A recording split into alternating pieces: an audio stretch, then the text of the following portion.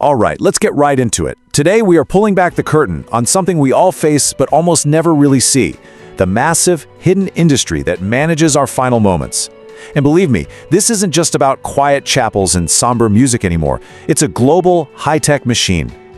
Just think about that for a second. While a family is going through one of the most personal, painful moments of their lives, a completely impersonal, industrial process is already kicking into gear. It's kind of like the final frontier of global logistics, and it all starts the very instant a heart stops beating.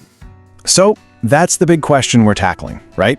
We're going to follow the journey from a deeply personal loss all the way through a standardized, high-tech supply chain that, honestly, most of us never even knew existed. So phase one, it begins immediately. As we speak, the silent infrastructure is processing thousands of individuals with the same kind of clinical precision you'd expect from, say, an Amazon warehouse. The whole system is built for two things: speed and efficiency. Here's how it all gets started. It's not a phone call anymore. Not really. It's a digital notification, an automated alert that pings from a hospital or a coroner's office. And that one alert triggers the entire system. A specialized retrieval team is sent out, and they're not going to your local neighborhood parlor. Nope. More often than not, they're headed to a huge, centralized regional processing center. It's pure logistics from the word go. And this right here, this shows you the fundamental shift in the entire industry. That familiar community funeral home on the corner, it's being replaced by a corporate model. We're talking about private equity firms moving in, buying up the little guys, and consolidating everything into these massive, efficient hubs. Okay, so once the body arrives at one of these centers, the focus shifts. It's no longer about transportation, now it's about chemistry. The goal is, essentially, to press pause on biology. But the industry has a very specific, carefully engineered outcome in mind. They actually have a name for it, which is fascinating. They call it the memory picture.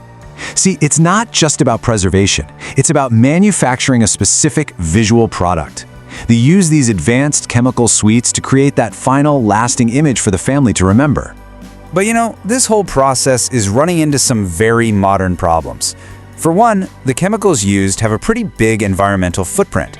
And in a world where families are spread across the globe, international shipping is now common, which means dealing with specialized TSA-approved crates. All of this is creating a huge logistical bottleneck in the system. And of course, all these complex chemicals and logistical challenges, they don't come cheap. Which brings us to the business side of all this. Because the business of death has been quietly taken over by a very, very small number of very, very large players. Just three, that's it. 3 megacorporations have managed to vertically integrate almost the entire industry. What does that mean? It means they own the whole pipeline, from the timber forests that are turned into caskets, to the factories that build burial vaults, and even the showroom floors where grieving families make their final choices.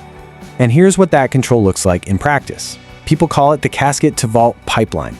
Because they control every single step, they can standardize the manufacturing to keep their own costs way down, but then mark up the prices significantly when it's time to sell. Just look at that last column. Profit is maximized at every single stage of the process. And the fallout from this goes way beyond just your wallet. When you standardize every product to maximize profit, you inevitably start to erase unique cultural traditions. Think about it. That handcrafted casket from a local carpenter that reflects a family's heritage, it gets replaced by a one-size-fits-all model from a national catalog. The personal touch just gets lost in the supply chain. So that brings us to the final stage of this whole industrial process, the disposition. And just like everywhere else we've looked, technology is driving a massive push for even greater efficiency and throughput. Let's just compare the methods. For a long time, we've had traditional flame-based cremation. It's very energy-intensive and it releases carbon. But now, the industry is shifting towards something called alkaline hydrolysis. You might have heard of it as liquid cremation. It uses a chemical process that's way more energy efficient and doesn't have the same direct emissions. Why the change? It allows for much higher throughput to meet a growing global demand. And behind all of this, data. Really sophisticated chain of custody software. The same kind of tech a company like FedEx or UPS uses to track packages, now tracks and manages thousands of remains at once. Algorithms are optimizing heat cycles in crematoria. It's this whole invisible layer of technology just making sure the machine runs as smoothly as possible. So, where is this all headed? Well, the industrialization of death is definitely not slowing down. In fact, there's a whole new wave of what they're calling death tech that's pushing the boundaries even further. We're talking about startups that promise digital immortality seriously. Imagine an AI trained on a lifetime of your emails and texts and voice memos, creating a digital ghost of you that your great-grandkids can talk to. We're seeing new eco-friendly options like human composting. And in crowded cities, they're designing these automated vertical columbariums. They're basically high-tech vending machines for remains, all to solve the problem of running out of space. And that really brings us to the final, and maybe the most important question. This entire machine is designed for maximum industrial throughput. It is efficient, it is scalable, and it is incredibly profitable.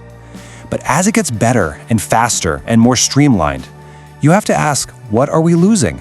In a system that's built for logistics, how do we make sure we hold on to the truly human part of our final farewell?